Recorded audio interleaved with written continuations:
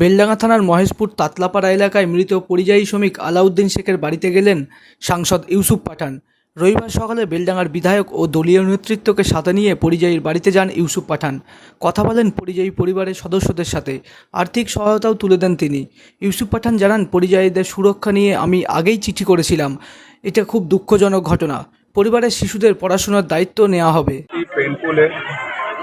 और ये बार बार हाथ तक डूबे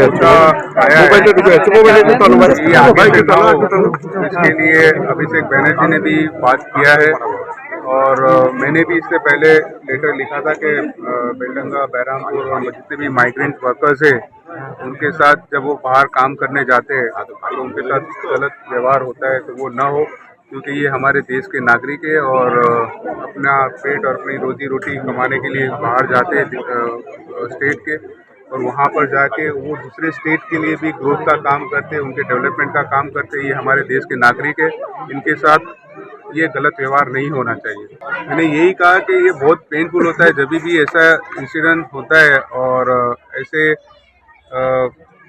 लोग जो कम्युनिटी को हार्म करते हैं वो पेनफुल होता है देख के। और हमारे जो माइग्रेंट वर्कर्स है सिर्फ उस स्टेट में जाके काम नहीं करते, उस स्टेट के डेवलपमेंट में भी काम करते। तो ये इंसिडेंट्स बार बार नहीं होने चाहिए और इसकी सरकार को नोट देनी होगी।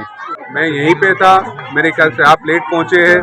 मैं हमेशा से यहाँ पे हूँ और हमारे जो रिप्रेजेंटेटिव है, हमारे एमएलएज है, वो हमेशा ग्राउंड पे काम करते हैं और हमेशा ग्राउंड पे रहते हैं और सब एक साथ मिलके काम करते हैं। ममता बनर्जी और अभिषेक बनर्जी ने फैमिली के एक इंसान को जॉब देने के लिए भी कहा है। उनका जो बच्ची है उसकी पढ़ाई के लिए भी ध्यान दिया जाएगा, उसके लिए उसको अच्छे से अच्छा एजुकेशन मिले, इसके पीछे ध्यान दिया जाएगा। এদিন সাংসদের সাথেই ছিলেন স্থানীয় বিধায়ক হাসানুজ্জামান। কি বললেন তিনি? বিষয়ে এসেছিলেন, তাদের পাশে সময়বদ্ধ ধারণা আছে এবং উনি বলেছেন যে আমি সবসময় আপনাদের ফ্যামিলির পাশে আছি এবং আমাদের অভিষেক বন্দ্যোপাধ্যায়, মমতা ব্যানার্জি তাদেরকে একটা আবার আর্থিক সহযোগিতা করলেন, হ্যাঁ সাহায্য করা হয়েছে এবং আগামী দিন তার মেয়ের জন্য বলা হয়েছে পড়াশোনার ব্যাপারে। সেটা আমি দায়িত্ব নিয়েছি যে তার যতদিন পড়াশোনা হবে আমি এমএলএ থাকি বা না থাকি তার ফ্যামিলির প্রতি পাশে থাকবো এবং যতদিন পড়াশোনা করবে। এবং আমি নিজেও বলেছি যে আমি ওই বাচ্চা মেয়েটার নামে আমি ফিক্সড 1 লক্ষ টাকা আমি নিজে করে দেবো। এদিন সকাল থেকেই কড়া নিরাপত্তা দেখা যায় বেলডাঙ্গায়। জায়গায় জায়গায় চলছে রুট মার্চ।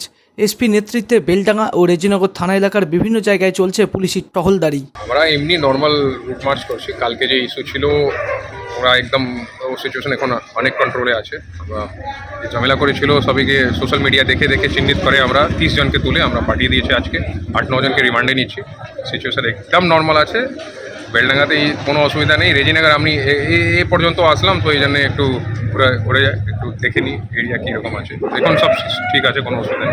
আগামী দিনে যদি এর থেকে বড় কিছু হয় তার জন্য কি বড় কিছু হবেই না, আমরা কনফিডেন্ট আছি কিছু। জেলা পুলিশ সুপার জানিয়েছেন, গন্ডগোলের সাথে যুক্ত থাকার অভিযোগে 30 জনকে গ্রেপ্তার করা হয়েছে।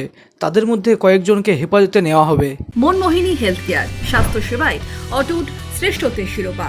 জেলায় প্রথম robotic knee replacement, cardiology with cath lab, neurosurgery, specialized trauma unit থেকে স্মাইল ট্রেন, একগুচ্ছ পরিষেবায় নিয়োজিত।